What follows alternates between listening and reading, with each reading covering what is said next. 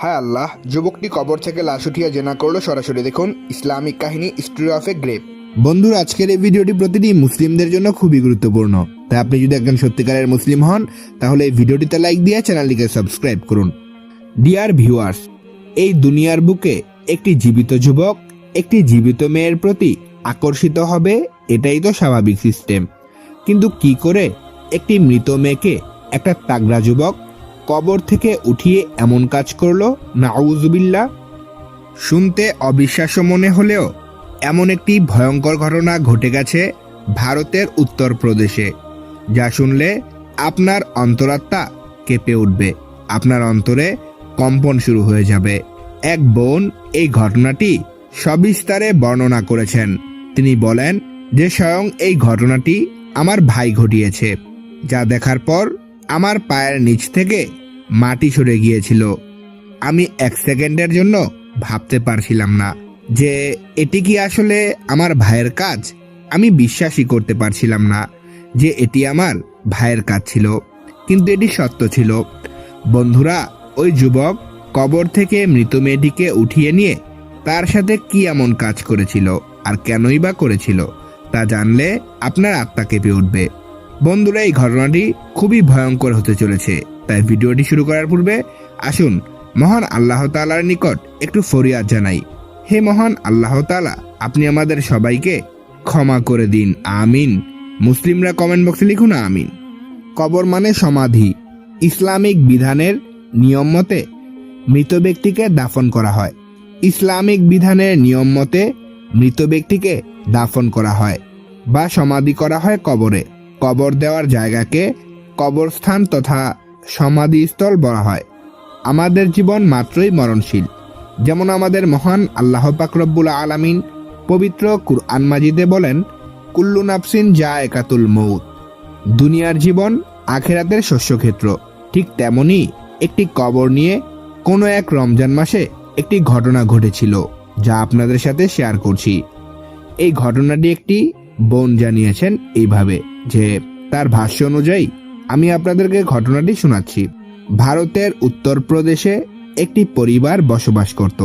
সেই পরিবারে মা বাবা, একটি ছেলে সন্তান ও একটি কন্যা সন্তান ছিল। ছেলে ছিল যথেষ্ট বড়, পরিবারের দায়িত্ব কাঁধে নেওয়ার উপযুক্ত ছিল সেই ছেলে সন্তান। সেই পরিবারের কর্তা অর্থাৎ বাবা যে কাজ করতেন, সেই কাজ করে তার তেমন একটা উপার্জন না হলে সে বাজারে ছোট একটি দোকান দেন। কারণ তিনি যে কাজটি করতেন সেই কাজটি ছিল কবরস্থানে গড় খোদ হিসেবে। আপনারা তো এটা সবাই জানেন যে যারা কবর খোদাই করে তাদের খুব বেশি একটা ইনকাম হয় না। তাই তো তার বাবা বাজারে দোকান দিয়েছিলেন অধিক টাকা পয়সা ইনকাম করার জন্য।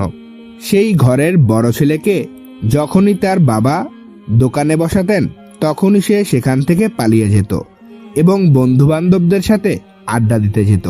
আর এভাবেই দেখতে দেখতে অনেক দিন কেটে গেল। হঠাৎ একদিন দেখা গেল ছেলেটির হাত এবং জামা রক্তে মাখা। এই দৃশ্য দেখে পরিবারের সবাই ভীত সন্ত্রস্ত হয়ে গেল। পরিবারের সবাই ভাবতে লাগলো যে কি করে এসেছে এই ছেলেটি। আসলে ডিয়ার ভিউয়ার্স, ছেলেটি যা করেছে তা অত্যন্ত জঘন্যতম অপরাধ। ছেলেটির ব্যাপারে জানতে হলে ঘটনার শুরুর দিকে যেতে হবে। ঘটনার শুরুর দিকে যাওয়ার আগে এখনো যারা ভিডিওটিতে লাইক দেননি, আপনি যদি সত্যিকারের মুসলিম হন তাহলে ইসলামকে ভালোবেসে এই ভিডিওটিতে লাইক দিয়ে চ্যানেলটিকে সাবস্ক্রাইব করুন। তাহলে চলুন ছেলেটির ব্যাপারে জেনে আসি যে আসলে এই ছেলেটি কি অপরাধ করেছিল, যার কারণে পুরো এলাকাবাসী ছেলেকে ধিক্কার দিচ্ছে। আসলে ডিয়ার ভিউয়ার্স, ছেলেটির বাবা পরিবার চালানোর জন্য বহু বছর ধরে কবর খোদাইয়ের কাজ করে আসছিল এবং মৃত ব্যক্তি আসলে তাকে দাফন করার জন্য যে কবর খোদাই করা হয়, এই বাবাটি মূলত সেই কাজই করতেন। দীর্ঘ 15 বছর ধরে তিনি এই কাজের সাথে সংযুক্ত রয়েছেন। আর এই পরিবারের বাসাটি কবরস্থানের আশেপাশে অবস্থান ছিল। যেহেতু কবরস্থান, তাই নারী পুরুষ উভয়কেই দাফন করা হতো। আর তাছাড়া বেশিরভাগ সময় রাতের বেলায় মূলত মহিলাদেরকেই দাফন করা হতো। কিছুদিন ধরে এমন একটি কাণ্ড ঘটছিল সেই কবরস্থানে, যা শুনে আপনাদের অন্তর ভয়ে ভীতসন্ত্রস্ত হয়ে উঠবে। সেই কবরে যখনই কোনো মহিলার লাশ দাফন করা হতো তখনই সেই লাশ চুরি হয়ে যেত। এটিকে কোনোভাবেই নিয়ন্ত্রণ করতে সক্ষম হচ্ছিল না পুলিশ বাহিনী। আর যখনই রাতের বেলায় এই কাজটি করা হতো তখন সেখানে কেউই উপস্থিত থাকতো না। অনেকেই মনে করতেছিল যে এটা হয়তোবা কোনো অলৌকিক টাইপসের ঘটনা অথবা কালো জাদুর কোনো ঘটনা হবে, কারণ অনেকেই এমন আছেন যারা কিনা লাশ চুরি করে কালো জাদুর কাজ করে থাকে। নাউযুবিল্লাহি মিন যালিক। যেহেতু কবরের পাশে আমাদের বাসা ছিল, সেহেতু পুলিশ প্রত্যেক দিন আমার বাবার কাছে এসে জিজ্ঞাসাবাদ করত এবং কোনো সময় আমার বাবাকে পুলিশ স্টেশনে নিয়ে যেত জিজ্ঞাসাবাদ করার জন্য। কিন্তু আমার বাবা এসবের কিছুই জানতেন না। এই স্বাভাবিকভাবে তাকে জিজ্ঞাসা করা হলে উত্তরে তিনি কিছুই বলতে পারতেন না। এভাবেই দেখতে দেখতে বহু সময় কেটে গেল। একদিন হঠাৎ করে আমার বাবা অনেক বেশি অসুস্থ হয়ে পড়লেন, আর অপরদিকে দুইজন মৃত মহিলাকে দাফন করার জন্য কবর খোদাই করার কথা ছিল। যেহেতু আমার বাবা অসুস্থ, সেহেতু আমার বাবা আমার বড় ভাইকে বললেন, তুমি যাও, আমার কাজটি সম্পন্ন করে আসো, না হলে এই চাকরিটি আমাকে হারাতে হবে। এই চাকরিটি এমন একটি চাকরি যে চাকরিটি আমি চাইলেও ছাড়তে পারবো না। আমার ভাই বাবার দুঃখ দেখে কবর খোদাইয়ের সরঞ্জাম নিয়ে কবরস্থানের দিকে রওনা দিল। এইভাবেই আমার ভাই বাবার কাজে হাত বাটানো শুরু করলেন। রাতে কবর খনন করা হলে আমার ভাই দৌড়ে চলে যেতেন বাবাকে না বলেই কবর খোদাই করার জন্য। আরেকটি গুরুত্বপূর্ণ কথা আপনাদেরকে না বললেই নয়, যখন থেকে আমার ভাই এই কাজে সংযুক্ত হয়েছেন তখন থেকেই কবরস্থানে লাশ চুরি হওয়ার ঘটনা দিনকে দিন বেড়ে চলছিল। আমার বাবা কিছুটা আন্দাজ করলেও আমার পরিবার আর অপরদিকে পুলিশ কর্মীরা কখনো এটি কল্পনাও করতে পারেনি যে এরকম একটা ছেলে এরকম একটা কাজ ঘটাতে পারে। দেখতে দেখতে এভাবে লম্বা সময় কেটে গেল। আর যখনই কোনো মহিলার লাশ দাফন করা হতো সকাল হতে না হতেই সেই লাশ চুরি হয়ে যেত। একদিন আমার বাবা আমার ভাইকে বললেন যে দেখো, বাইরের পরিস্থিতি অনেক খারাপ, পুলিশ প্রতিনিয়তই টহলে রয়েছে, এমন কোনো কাজ করবে না বাবা যাতে তুমি গ্রেপ্তার হও। আর বাবা, তুমি কবর খনন করে অবশ্যই সাথে সাথে বাসায় ফিরে আসবে, এদিক সেদিক কোথাও যাবে না, ভুলেও যাবে না। বাবার মুখে আমার ভাই এই কথা শুনে অনেক রাগান্বিত হয়ে গেল আর বলল, বাবা তুমি কি বলতে চাও? আমি কি লাশ চুরি করি? ভাইয়ের এমন ব্যবহার দেখে আমার বেশ কিছুটা সন্দেহ লাগলেও নিজের ভাই বলে বিষয়টাকে ওইভাবে পাত্তাই দিলাম না। কিন্তু একদিন রাতে আমি এমন এক ভয়ঙ্কর জিনিস দেখলাম যা দেখে আমার অন্তরাত্মা কেঁপে উঠল। নাউযুবিল্লাহ! আমার আপন মায়ের পেটের ভাই এমন ভয়ঙ্কর কাজ সম্পাদন করতে পারলো, আমি স্বপ্নেও তা কখনো কল্পনাও করতে পারিনি। একদিন রাতে এক মহিলার কবর খনন করার জন্য আমার বাবাকে একজন লোক ডাকতে আসলেন। তখন আমার বাবা বললেন, দেখেন, আমি তো এখন এই কাজ করি না, আমার ছেলে করে।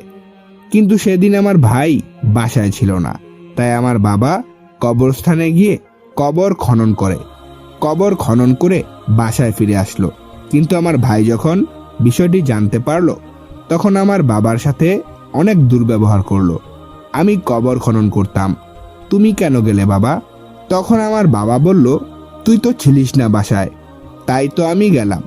বন্ধুরা, এখনো যারা ভিডিওটিতে লাইক দেননি, আপনি যদি সত্যিকারের মুসলিম হন তাহলে এখনই এই ভিডিওটিতে লাইক দিয়ে চ্যানেলটিকে সাবস্ক্রাইব করুন। তখন আমার ভাইয়ের চেহারা দেখে, ভাবভঙ্গি দেখে মনে হচ্ছিল যে সে কি যেন একটা হারিয়েছে।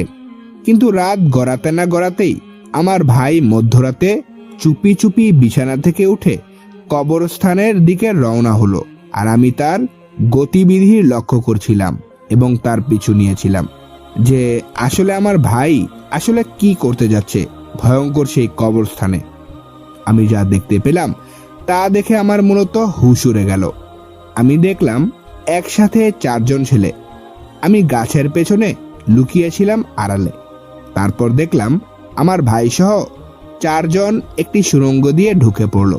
অতঃপর আমি কিছুক্ষণ পর দেখতে পেলাম তারা সকলেই সাদা কাপড়ে মোড়ানো একটা লাশ নিয়ে বের হয়ে এসেছে। এটা দেখার পর আমি ভয়ে শ্বাস নিতে ভুলে গেলাম। এরপর তারা লাশটিকে কোথায় যেন নিয়ে গেল। আমি ঘেন্নায় বাড়ি ফিরে আসলাম। রাতে যখন আমার ভাই বাড়িতে ফিরে আসে তখন আমার তাকে দেখে ঘেন্না হওয়া শুরু হলো। আমার মূলত এটি ভেবে অনেক কষ্ট লাগতেছিল যে কিভাবে একজন জীবিত মানুষ মৃত মানুষের দেহ নিয়ে চাহিদা মেটাতে পারে। নাউযুবিল্লাহ। কিন্তু মহান আল্লাহ পাক রব্বুল আলামিনের কি কুদরতি কারিশমা। তার কিছুদিন পরেই ওই ঘটনা ঘটার পর যখন সে মধ্যরাতে বাড়িতে ফিরল তখন দেখা গেল গতিবিধি আগুনের লেলিহান শিখার মতো জ্বলে পুড়ে ছাই হয়ে যাচ্ছে। এত জোরে জোরে চিৎকার করছে যে আশেপাশে নয়, পুরো মহল্লার সবাই জাগ্রত হয়ে গিয়েছিল যে আসলে কেন এমন তুফান হয়ে গিয়েছে, যার কারণে এমন চিৎকার হচ্ছে। দেখা গেল আমার ভাইয়ের একটি পা নেই, অর্থাৎ তার পা কোথায় যেন কেটে পড়ে গিয়েছে। সকলে এটি দেখে ভয়ে কাঁপতে লাগলো। তখন আমার বাবা জিজ্ঞেস করলো, কি এমন কাজ করেছিস যার কারণে এই করুণ অবস্থা? তখন আমার ভাই একে একে সব ঘটনা বর্ণনা করা শুরু করলো আমার বাবাকে। আমার প্রিয় বাবা এই ঘটনা শুনে দুঃখে কষ্টে প্রায় হার্ট অ্যাটাক করার মতো অবস্থা হলো। আর এভাবেই আমার ভাই চিৎকার করতে করতে মৃত্যুর কোলে ঢলে পড়েন। আসলে কাহিনীটি হয়েছিল, আমার ভাই যখন মৃত মহিলাটিকে কবর থেকে উঠিয়ে নিয়ে বন্ধুদের সাথে যাচ্ছিল তখন আচমকাই মৃত মহিলাটি নড়ে চড়ে ওঠে এবং আজগুবি রূপে আমার ভাইয়ের উপর আক্রমণ করে। আর যে কারণে আমার ভাই পালাতে গিয়ে গাছের নিচে পড়ে নিজের পা হারায়। আর সেই যন্ত্রণা সহ্য করতে না পেরে আমার ভাই মৃত্যুর কোলে ঢলে পড়ে। আমি মহান আল্লাহ তাআলার নিকট এই দোয়াই করেছি যে হে আল্লাহ তাআলা, আপনি দয়া করে মায়া করে আমাদের খারাপ কাজ থেকে বেঁচে থাকার তৌফিক দান করুন, আমিন। তো বন্ধুরা, এই ভিডিওটি এ পর্যন্ত ছিল। ভিডিওটি কেমন লাগলো অবশ্যই কমেন্ট বক্সে কমেন্ট করে জানাবেন। আর ভিডিওটি ভালো লেগে থাকলে ভিডিওটিতে লাইক দিয়ে চ্যানেলটিকে সাবস্ক্রাইব করবেন।